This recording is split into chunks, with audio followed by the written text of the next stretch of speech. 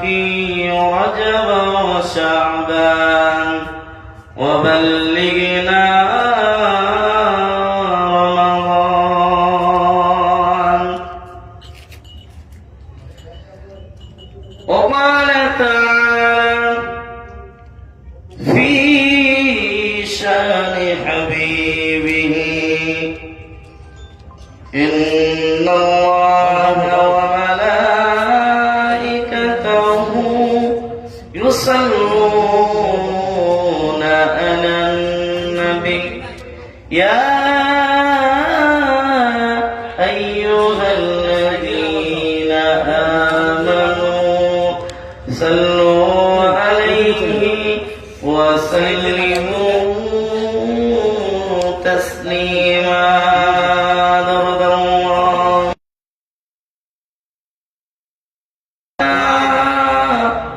سيدنا مولانا محمد وعلى آله سيدنا مولانا محمد منما কাদেরি দিলামা কাদেরি যেতে সোনার মদিনা মোনামা কাঁদে তোমার ঠিকানা আল্লাহুম্মা সাল্লি আলা সাইয়্যিদিনা মাওলানা মুহাম্মদ ওয়া আলা আলি সাইয়্যিদিনা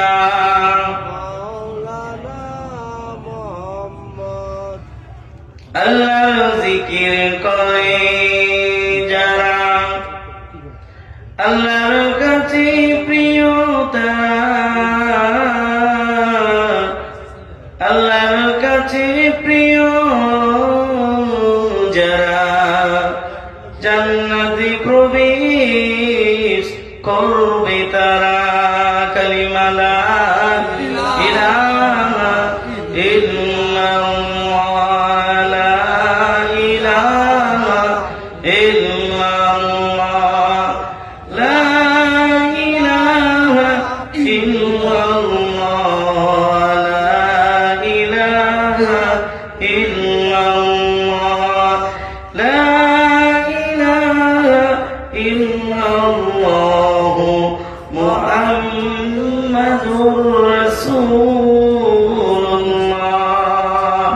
সকলে বলুন সাল্লাল্লাহু আলাইহি ওয়াসাল্লাম।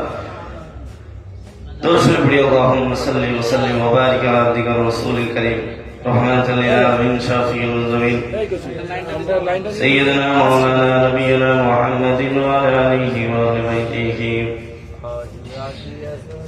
ওয়া যুররিয়াতিহি ওয়া আযওয়াজিহি ওয়া আসহাবিহি ওয়া আওলিয়াইহি ওয়া উম্মতিহি আজমাইন كما صليت وسلمت وباركت ورحمت على سيدنا إبراهيم وعلى آل سيدنا إبراهيم إنك حميد مجيد.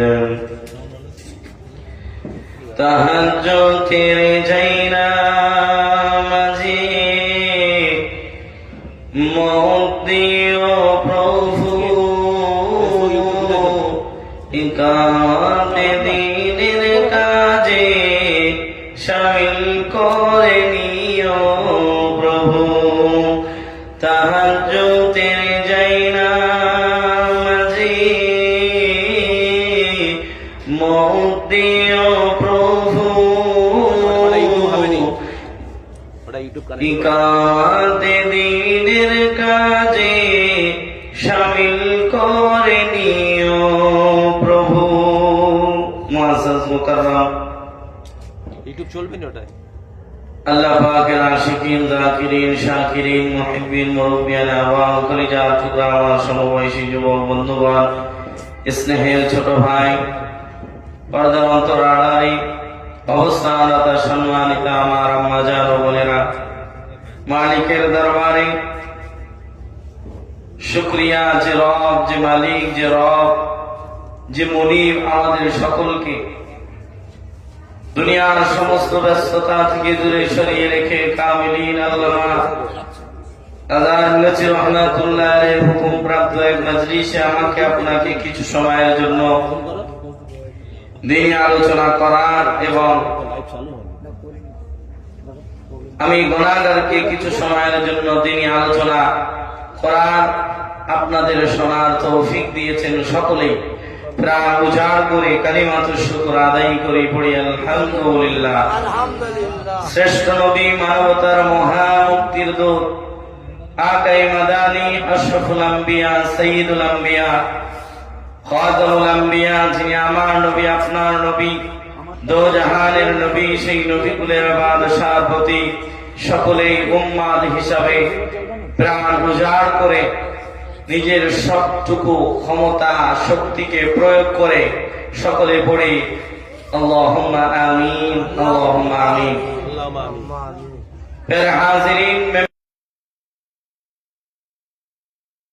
ভিতরে নাই শুধু কেবলমাত্র হুকুম হয়েছে, দাঁড়িয়েছি, তবে নিয়ত স্ট্যাচু হয়ে দাঁড়িয়ে থাকবো আমার মুনিব, আমার রব, আমার খালিক।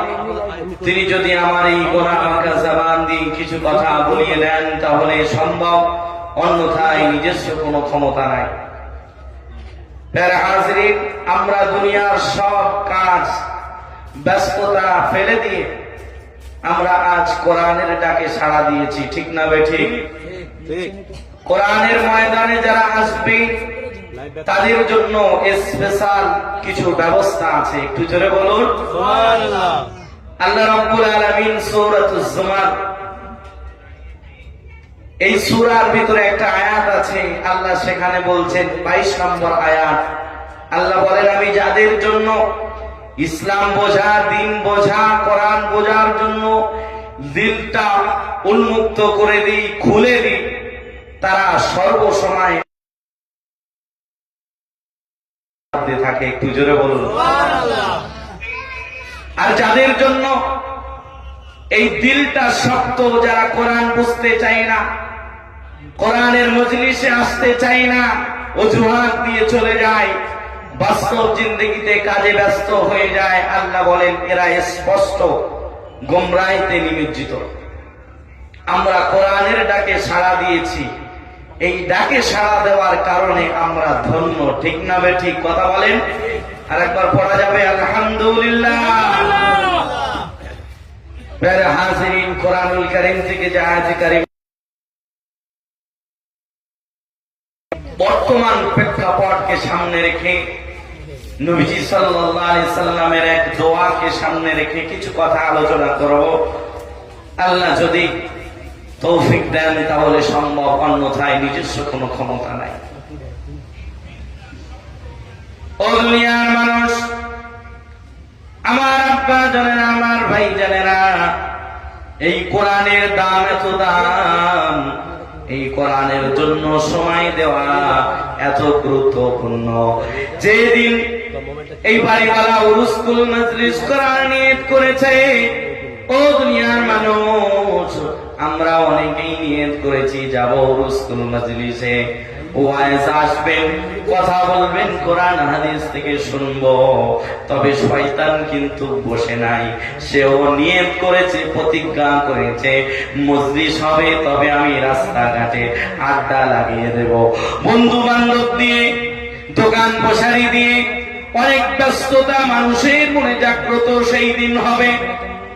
শয়তান বসে নাই, কোরআনের ময়দান থেকে কিভাবে দূরে নিয়ে যাওয়া যায়, বিশেষ করে আমার যুবক ভাইদের মজলিস যেদিন হবে সেই দিন ব্যস্ততা বেড়ে যায়, ঠিক না বেশি? বলে এই কাজ, আমার ব্যস্ততা, আমার দোকানে যেতে হবে, এটা শয়তান নাড়া দিচ্ছে পিছন থেকে।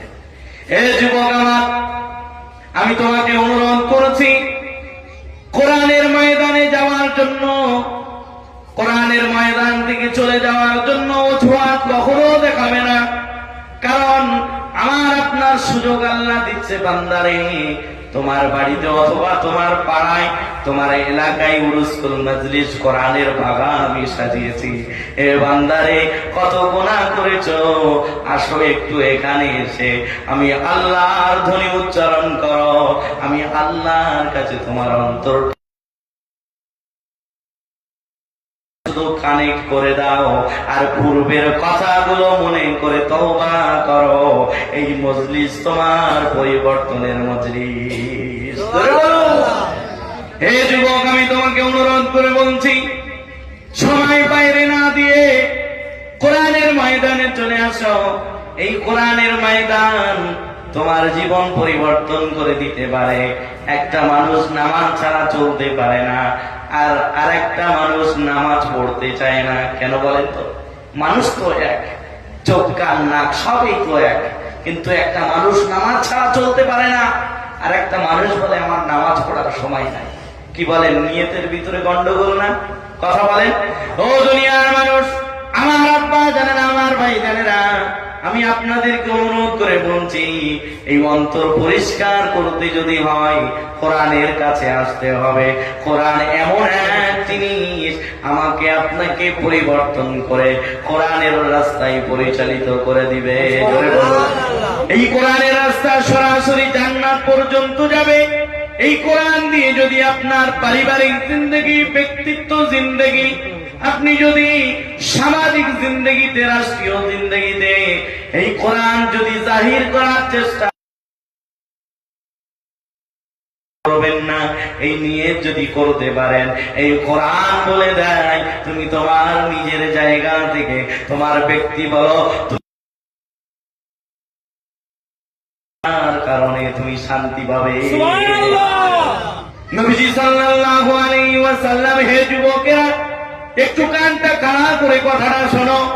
তুমি দুনিয়া নিয়ে ব্যস্ত, তবে আল্লাহ বলে, হে যুবক তুমি আসো, তোমার সিজদাটা আমি রবের বড় পছন্দ। জোরে বলুন সুবহানাল্লাহ। আল্লাহ ডাকে, আর যুবক হতভাগা কপাল পড়া দৌড় দিয়ে মসজিদের পাশ দিয়ে চলে যায়। এ যুবক, আল্লাহ তোমার বয়সের ইবাদতটাকে বড় গ্রহণযোগ্য বানিয়ে ফেলে। একটু জোরে বলুন না। এ যুবক, আমি তোমার কদমে হাত রেখে বলি, সময় যতক্ষণ দুনিয়ায় আছে, তুমি মনে করছো এতদিন দুনিয়ায় থাকবো না, দুনিয়ায় থাকার জায়গা নয়। দুনিয়ায় আসার পরে দুনিয়াটা আখিরাত কামাই করার জায়গা। বলো, হে যুবক, দুনিয়া তোমাকে কিছু দিতে পারবে না। কোরআনের সুচিতা করে আসার চেষ্টা করো। হে যুবক, তুমি সর্ব জায়গায় কোরআনকে যদি মেনে নিতে পারো, তুমি মনে করো আমার জীবনের প্রতি অতিষ্ঠ হয়ে পড়েছি, কোন মেয়ের প্রেমে পড়ে, অথবা কেউ তোমাকে ধোঁকা দিয়েছে, এর ভিতরে পড়ে তুমি তোমার গন্তব্য ভুলে যেও না। গন্তব্য সিলেক্ট করার মালিক হলো আল্লাহ। তোমার কে হবে আর কে হবে না চিন্তা করে লাভ নাই। তুমি যার জন্য তোমার জিন্দগি বরবাদ করবে, সে তোমার হবে না। তবে তোমার সাথে যার কোনো পরিচয় নাই, তার সাথে আল্লাহ সিলেক্ট করে দিবে। এটাই হলো আল্লাহর ফায়সালা। তুমি যেটা চাইবে সেটা হবে না, কারণ আল্লাহ বলে, আমি জানি আমার বান্দার কোনটা প্রয়োজন হলে, আমার বান্দার কোনটা ভালো কোনটা মন্দ, আমার রবই ভালো জানেন। জোরে বলুন। কারণ আমার আপনার রব আছে। এ যুবক, চিন্তা করার কোনো কারণ নাই। আমার আপনার মালিক আছে, আমার আপনার প্রতিপালক আছে। হে যুবক, একটু বিবেকটা কাজে লাগিয়ে চলার চেষ্টা করো। আমি তোমাকে অনুরোধ করেছি, আমি এত যুবক যুবক করেছি কেন জানেন? ও মুরব্বী, পরিস্থিতি চলছে, ইসলামের জন্য যুবকদের বড় প্রয়োজন, যুবকদের ঈমান বড় প্রয়োজন। যুবকের ঈমানটা এমন ঈমান হয়ে যায়, আমি এটা চাই হাক্কানি আঞ্জুমানের অনুসারীরা, যে সমস্ত যুবকেরা আছে, আমি তাদের সাড়া চাই। ও দুনিয়ার মানুষ, ও আমার যুবক ভাইয়েরা, তুমি ইসলামটাকে বোঝার চেষ্টা করো। 24 ঘন্টার ভিতরে অল্প সময় বার করো, প্রতিনিয়ত ইসলাম বোঝার চেষ্টা করো। দিন কি বলতে চায়, কোরআন কি বলতে চায়, সেটা তুমি বাস্তব জিন্দেগিতে প্রতিফলিত করার চেষ্টা করো। পারবো না যুবক ভাই? ও দুনিয়ার মানুষ, আমি কেন বলছি জানেন? ও আমার আব্বা জানেন, আমার ভাই জানেন,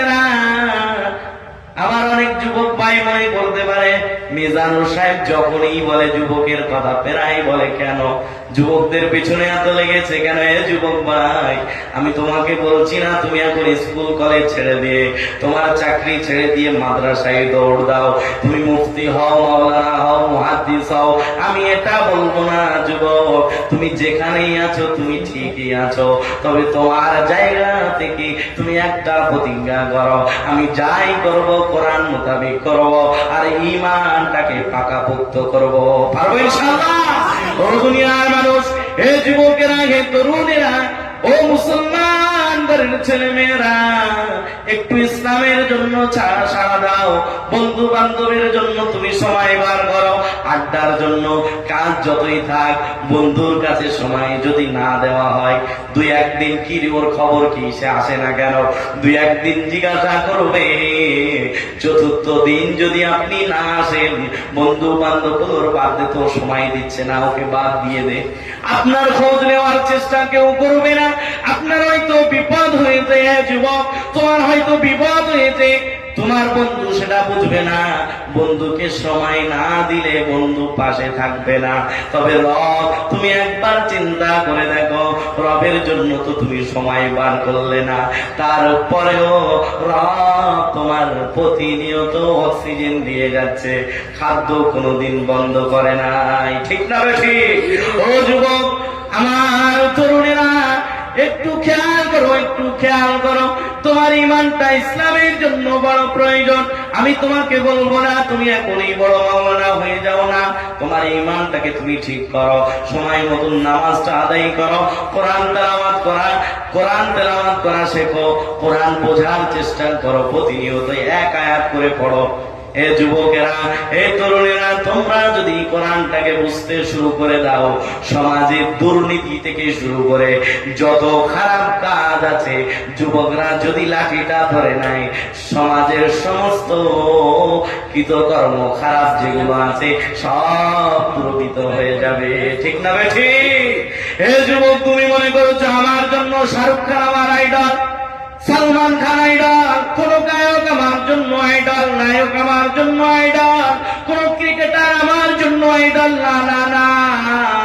তোমার জন্য আইডল শুধু শুধুমাত্র আখিরি জামানার পয়গম্বর মুহাম্মদুর রাসূলুল্লাহ সাল্লাল্লাহু আলাইহি ওয়াসাল্লাম। জোরে বলুন নবীজি সাল্লাল্লাহু আলাইহি ওয়াসাল্লামের যুবক বয়সের একটু কথা শোনেন।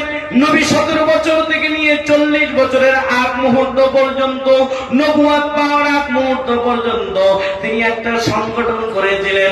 সমাজ সেবা করবেন, মানুষের পাশে দাঁড়াবেন, সমাজের যত কাজ আছে, মানুষের অসহায় যদি কেউ অসহায় পড়ে যায় তার পাশে নবীজি দাঁড়াতেন। মানুষের কাছে নবীজি সাল্লাল্লাহু আলাইহি সাল্লাম একটা প্রিয় পাত্রেই পরিণত যখন হয়ে গেল, তখনই আল্লাহ রাব্বুল আলামিন কোরআন দিয়ে দিলেন। হে নবী, তোমার কাছে যেহেতু সবাই এসেছে, এই সুযোগটাকে কাজে লাগাও, আর এই কোরআনটা সমাজে একদম কায়েম করে দেওয়ার চেষ্টা করো। ঝরে পড়ো। ও দুনিয়ার মানুষ, হিলফুল ফুজুল নামে সংগঠন নবীজি সংগঠন করলেন, প্রতিষ্ঠান করলেন। ও দুনিয়ার মানুষ, তার উদ্দেশ্য ছিল মানুষের পাশে দাঁড়ানো। তুমি যদি নিজের আইডল হিসাবে খুঁজতে চাও, যুবক মুহাম্মাদুর রাসূলুল্লাহ সাল্লাল্লাহু আলাইহি ওয়াসাল্লামকে আইডল মনে করো। জোরে বলুন আমার আপনার নবীর ভিতরে সব আদর্শ আছে। একটু চিৎকার দিয়ে বলুন না সুবহানাল্লাহ। এমন নবী পেয়েছি, নবীর ভিতরে শিক্ষকের আদর্শ আছে, নবীর ভিতরে দাদার আদর্শ আছে, নবীর ভিতরে বাবার আদর্শ আছে, নবীর ভিতরে বন্ধুর আদর্শ আছে, নবীর ভিতরে স্বামীর আদর্শ আছে। তুমি নিজের জায়গাটা ঠিক করো, তুমি কেমন জায়গায় আছো, তোমার জায়গা থেকে তুমি নবীকে ফলো করে চলো, তুমি দেখবে তুমি সমাজের শ্রেষ্ঠ মানুষে পরিণত হয়ে যাবে। শুধু নবীকে দেখে দেখে চলতে হবে, নবীর আদর্শ ফলো করতে হবে। হে যুবকেরা, তরুণেরা, দুনিয়ার কোন গায়ক, দুনিয়ার কোন নায়ক তোমার জন্য আখিরাতের সাথী হবে না। হে যুবক, তাদের জন্য তোমার চুলটা আলাদা করে কাটছো, এটা নেইমার কাটিং, এটা মেসি কাটিং, এটা না না না, তোমার কাটিং হবে মদিনাওয়ালার কাটিং।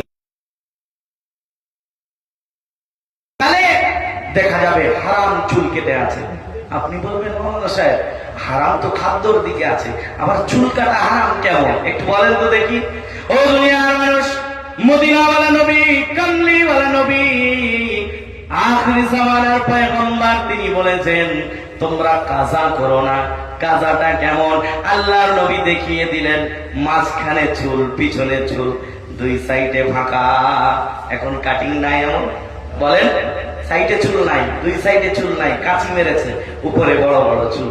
এই চুল হারাম হারাম হারাম, এই চুল কাটা যাবে না।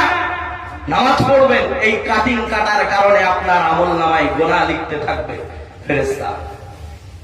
অনেকেই আবার দাড়ি রাখছে, নবীর সুন্নাত বাদ দিয়ে বলছে কেজিএফ সিনেমা নায়ক রেখেছি কত সুন্দর, সেই জন্য রাখছি। সব হবে?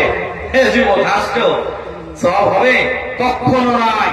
এটা হলো আমার মদিনাওয়ালার সুন্নাহ, এটা আমার মদিনাওয়ালার স্টাইল। জোরে বলুন সুবহানাল্লাহ। আমি তো বলি অনেকের এই শুধু দাড়ি থাকার কারণে, এই মদিনাওয়ালার স্টাইল থাকার কারণে অনেকেই জান্নাতি হয়ে যাবে। একটু জোরে বলুন। ও দুনিয়ার মানুষ, এমন একটা সময় চলছে, আমি আপনি যদি সঠিক সুন্নাহটা পালন করতে চাই, অনেকেই বলে মোল্লা হয়ে গেছে, বড় হুজুর হয়ে গেছে, আছে না? এই আমার এই চুলের কারণে যে কত কথা শুনতে হয়েছে আল্লাহ বাকি ভালো জানে, আর আমি জানি। হ্যাঁ, এ হয়েছে, ভণ্ড হয়েছে, তাই হয়েছে। আমি নিজের কথা বলছি না ভাইজান, এটাও মদিনাওয়ালার সুন্নাহ। জীবনে একবার হলেও চেষ্টা করবে এমন চুল রাখা। মদিনাওয়ালা নবী কিতাবে পাক আছে, হাদিসের কিতাবে, আম্মা জান রাসূল সাল্লাল্লাহু আলাইহি সাল্লামের চুল আঁচড়ে দিতেন। লম্বা চুল ছিল, অনেক সময় বর্ণনায় পাওয়া গেছে এই চুলগুলো বিউনি হয়ে এই দুই সাইডে পড়ে গেছে। একটু জোরে বলুন সুবহানাল্লাহ। মদিনাওয়ালা আমাদের আইডল। হে যুবক, আমি নিজের কথা বলে নিজের বড় করেছি তা নয়, আমি তোমাকে বোঝানোর জন্য এই কথাগুলো বলছি। তুমি নিজেকে পরিবর্তন করে নাও। পরিবর্তন করার মহা সুযোগ আসছে, সেটা হলো মাহে রমাদান। ঠিক না বেঠিক? আল্লাহর নবী, আল্লাহর হাবিব, তিনি দোয়া করতে শুরু করতেন রজব। আল্লাহুম্মা, বলুন আল্লাহুম্মা বারিক লানা ফি রজব ওয়া শাবান ওয়া বাল্লিগনা রমাদান। আমিন, বলুন আমিন। ও দুনিয়ার মানুষ, আল্লাহর নবীর কোনো গোনা ছিল না। আল্লাহর নবীর পরের আগের সব গোনা মাফ। আল্লাহর নবী সাল্লাল্লাহু আলাইহি ওয়াসাল্লাম যদি কিছু করেন, সেটা হলো উম্মতে মুহাম্মাদের শিক্ষা। জোরে বলুন সুবহানাল্লাহ। হে যুবকেরা, হে তরুণেরা, ও মুসলমান ঘরের ছেলে মেয়েরা, একটু খেয়াল করো। দুনিয়ায় অনেক সময় দিয়েছ, সময় আসছে রমজানুল মুবারক মাসের জন্য প্রস্তুতি নেওয়া। শাবান মাস চলছে। ও দুনিয়ার মানুষ, প্রস্তুতি নিতে হবে। আমাদের সামনে একটা রজনী আসছে, সেই রজনীর নাম হলো লাইলাতুন নিসফি মিন শাবান। শাবানের মধ্য রজনী, শাবান মাসের মধ্য রজনী, যেটা আমরা শবে বারাত হিসাবে চিনে থাকি। ঠিক না বেঠিক? অনেকেই বলবে শবে বারাত কোরআন হাদিসে নাই, এ শব্দ বলা যাবে না। সব মানে রজনী, বারাত মানে হচ্ছে মুক্তি। ও দুনিয়ার মানুষ, দুটো এক জায়গায় করলে বোঝা যায় মুক্তির রজনী, পুণ্যের রজনী। ও দুনিয়ার মানুষ, আমার আব্বা জানেনা, আমার ভাই জানেনা, এই শবে বারাত যদি কেউ না মানে, আমরা তাদের সাথে ঝগড়া করব না। আমরা তাদের জিজ্ঞাসা করব, তুমি শবে বারাত মানো আর নাই মানো, তুমি লাইলাতুন নিসফি মিন শাবান মানো তো? লাইলাতুল নিসফি মিন শাবান এর মর্ম অর্থ যা, শবে বারাতের মর্ম অর্থ তাই। একটু জোরে বলুন সুবহানাল্লাহ। কেউ যদি বলে আমি নামাজ মানি না, সালাত মানি, তার সাথে ঝগড়া করব? বলেন বলেন, নামাজ আর সালাত একই কাজ। ঠিক না ঠিক? কেউ যদি বলে আমি লাউ মানি না, কদু মানি, ঝগড়া করবো তার সাথে? লাউ কদুতে একই। ঠিক না? ও দুনিয়ার মানুষ, আমার আব্বা জানেরা, আমার ভাই জানেরা, আল্লাহর নবী, আল্লাহর হাবিব হাদিসে পাকের মধ্যে আমার আপনার জন্য একটা হাদিস বর্ণনা করেছেন।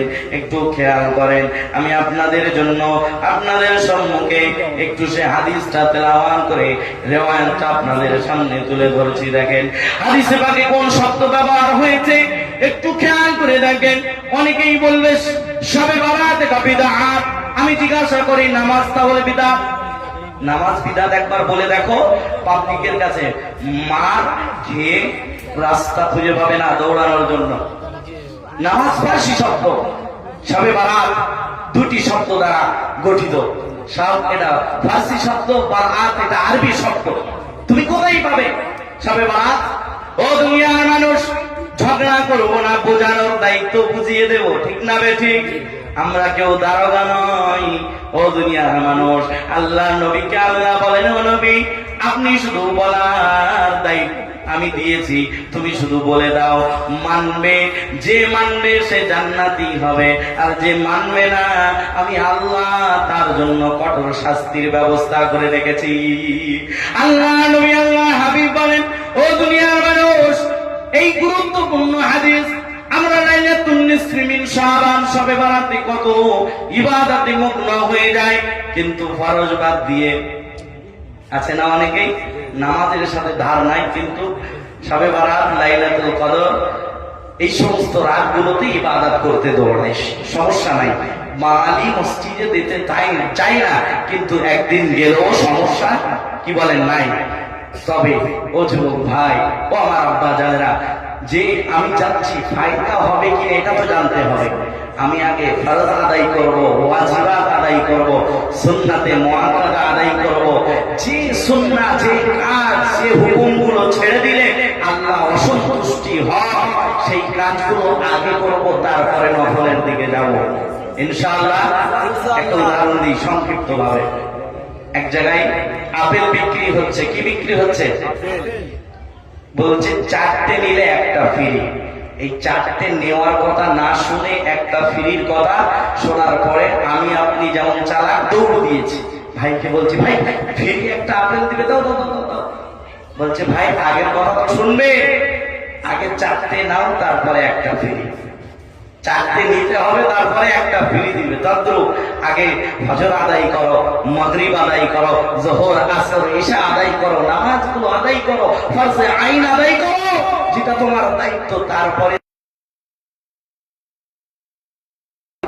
হে যুবকেরা, হে তরুণেরা, আল্লাহ নবী আল্লাহর হাবিব তিনি বলেন, ইন্নাল্লাহা লা ইয়াত্তাবিউ ফি লাইলাতিন নিসফি মিন শাবান ফায়াগফিরু লিজামিই খালকি ইল্লা। ও দুনিয়ার আমার আম্মা জানেরা, আমার ভাই জানেরা, ও মুসলমান ঘরের ছেলে মেয়েরা, আল্লাহ নবী আল্লাহর হাবিব বলেন, লাইলাতুন নিসফি মিন শাবান এই রজনীতে আল্লাহ রাব্বুল আলামিন কে করেন, জোরে বলুন সুবহানাল্লাহ। খেয়াল রাখেন ও দুনিয়ার মানুষ, আমার আব্বা জানেরা, আমার ভাই জানেরা, আল্লাহ নবী বলেন এই দিন আল্লাহ রাব্বুল আলামিন তার সমস্ত সৃষ্টিকে ক্ষমা করে দেন। জোরে বলা যাবে না? এই জন্য এটাকে মুক্তির রজনী বলা হয়, শবে বরাত বলা হয়। এই দুনিয়ার আমার আব্বা জানেরা, আমার ভাই জানেরা, ও দুনিয়ার মানুষ একটু খেয়াল করেন। আল্লাহ ঠিক আছে, তবে 2 শ্রেণী এমন আছে তারা মাফ পাবে না। আল্লাহ নবী সাল্লাল্লাহু আলাইহি ওয়াসাল্লাম বলেন, ইল্লা লিমুশরিকিন আও মুশাহিন। আল্লাহ নবী আল্লাহর হাবিব বলেন, যারা শিরক করে এবং যারা হিংসু তাদের আল্লাহ মাফ করবে না। লাইলাতুন নিসফি মিন শাবান তথা অর্থে শবে বরাত, এই রাতে আমি আপনি যদি রবের কাছ থেকে ক্ষমা পেতে চাই, 2টো গুণ ছেড়ে দিয়ে নিজের ভিতর থেকে সেই গুণটাকে বাদ দিয়ে দোয়া করতে হবে না, আল্লাহ মাফ করে দিবে। জোরে বলুন। তুমি যখন রিল্যাক্স ফিল করবে, কখন তোমার মাথায় যে বোঝাটা আছে তুমি ছেড়ে দাও, তুমি এমনি এমনি রিল্যাক্স হয়ে যাবে। মাথায় বোঝা রেখে তুমি বলো আমার কষ্ট হচ্ছে, কষ্ট হচ্ছে, এটা তো বোকামো হবে, ঠিক না? তুমি গোনা ছাড়বে না, তুমি গোনা থেকে নিজেকে দূরে আনবে না, আর শুধু বলবে আমার শান্তি নাই, আমার সুখ নাই, আমার অশান্তি পরিবারে জড়িয়ে আছে। বলে না অনেকেই? সুদ ছেড়ে দাও, অটোমেটিক ঘরে শান্তি চলে আসবে। আমার মুর্শিদ বলেন, বাবা এসেছো, তোমার সমস্যা, তোমার বিবির এই রোগ হয়েছে, তোমার ইন্টারেস্ট, তোমার ব্যাংকের বই যদি কিছু থাকে একবার চেক করে নিও তো। যদি তোমার বিবি লুকিয়ে যদি কোনো কিছু করে থাকে বা কোনো জায়গায় লোন টোন নিয়ে থাকে, দেখো তো চেক করে ভালো করে, ওগুলো ঠিক করো।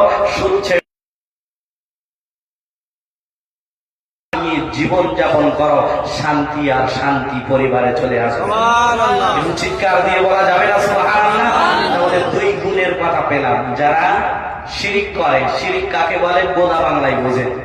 আল্লাহ যেটা পারে এই পারাটা অন্য কেউ পারে, এটা বোঝা জানা মানা, এটা শিরিক।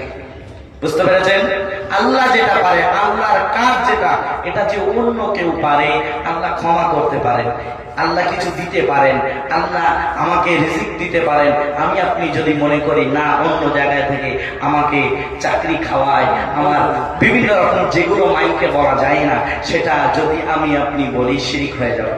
সাবধান। আল্লাহ সন্তান দিতে পারে, যদি পীরের কাছে গিয়ে সন্তান চাওয়া যায়, শিরিক হবে কি হবে না? কথা বলেন। ও দুনিয়ার মানুষ, আমার আব্বা জানেন, আমার ভাই জানেনা, যে কাজগুলো আল্লাহর জন্য বরাদ্দ, আল্লাহ করবেন, এই কাজ অন্য কেউ পারে, এটা জানা বোঝা মানার নাম কি বলেন? শিরিক। তারপরে দ্বিতীয় গুণ হিংসা, হিংসুক।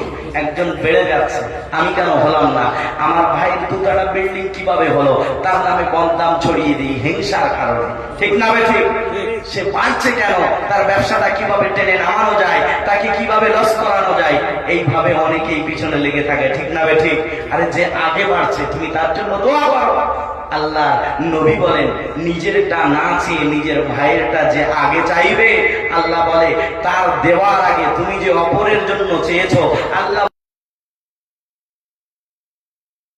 প্রথমেই সেটা তোমাকে দিয়ে দেবো, তারপরে তার দিব কি না দিব সেটা আমার ব্যাপার। একটু জোরে বলবো সুবহানাল্লাহ। ও দুনিয়ার মানুষ, আমার সময় শেষ, আয়াতের দিকে যেতে পারলাম না। যদি সময় হয় ইনশাআল্লাহ আবার আলোচনা হবে। তবে আমার মূল কথা হলো এটাই, সকলেই আমার কথা যারা শুনছেন, মা বোনেরা থেকে শুরু করে সকলের কাছে একটাই রিকোয়েস্ট, অনুরোধ, এটা আপনারও মনে করতে পারেন। অনুরোধ করে বলছি, আমি মুসলমানের কাছে এসেছি, আমি আপনাদের কদমে হাত রেখেও বলতে পারি, আপনারা নিজেদের ঈমানটাকে ঠিক করুন। ঈমান ছাড়া নামাজ গ্রহণযোগ্য নয়, ঈমান ছাড়া নেক আমল গ্রহণযোগ্য নয়। আপনি দেখেন, বালিশে মাথাটা রেখে একটু চিন্তা করেন, আমার ঈমানটা ঠিক আছে তো? আমি আপনি কি করছি এটা চিন্তা করার দরকার আছে না নাই? কারণ জবাব কার কাছে দিতে হবে বলেন তো? আল্লাহ যদি বলে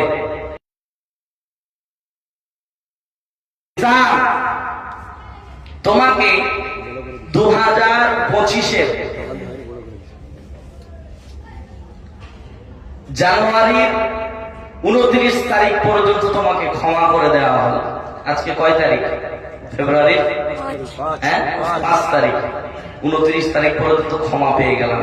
আর যে এক সপ্তাহ আমার কাছে আল্লাহ হিসাব চাইলেন। আচ্ছা বলেন, আমি তো বলছি আমার দেওয়ার ক্ষমতা নাই, আল্লাহ যদি এটাও বলে যাও মিজান ফেব্রুয়ারির 4 তারিখ পর্যন্ত হিসাব দাও, আমি তো বলবো আল্লাহ আমার দেওয়ার ক্ষমতা নাই। আপনাদের আছে বলে মনে হয়? আছে কারোর? আছে কারোর? কারোর নাই। নামাজ পড়তে শুরু করে দাও যুবক। ও আমার আব্বা জানেরা, যদি পিছনে কিছু ভুল হয়ে থাকে সেগুলো আল্লাহর কাছ থেকে মিটিয়ে নেওয়ার চেষ্টা করো তওবার মাধ্যমে। পারবো ইনশাআল্লাহ। ঈমানটাকে ঠিক করুন। ঈমান থাকলে আমল করতে ইচ্ছা জাগে। কি বলেন? ঈমান থাকলে আমল করতে ইচ্ছা জাগে। আর আমল যার আছে, ক্ষমা আল্লাহর তরফ থেকে অটোমেটিক্যালি আসবে। জোরে বলুন সুবহানাল্লাহ। আল্লাহ রাব্বুল আলামিন আমাদের সকলকে শোনার থেকে বেশি বেশি, আমি গুনাহগারকে বলার থেকে বেশি বেশি আমল করার তৌফিক দান করো। সকলে বলুন, সকলে বলুন আল্লাহুম্মা আমিন। আমার কথাই খুব কষ্ট পান নাই তো? একটু উঁচু গলায় হয়তো বলেছি, কেউ কষ্ট পাবেন না। আমি কোরআন এবং হাদিসের চশমা লাগিয়ে যেগুলো অন্যায় দেখেছি, হে যুবক, আমি সেগুলো বলেছি। কষ্ট পাবে না, আমার কথাটাকে নিয়ে চিন্তা করবেন এবং মানার চেষ্টা করবেন। আল্লাহ আমাদের সকলকে খাঁটি বান্দা, তার প্রিয় বান্দা হিসাবে কবুল আর মঞ্জুর করুন। আমিন বলুন, আমিন। আরো জোরে বলুন আল্লাহুম্মা আমিন। ওয়া আখিরু দাওয়ানা আলহামদুলিল্লাহ। হাক্কানি।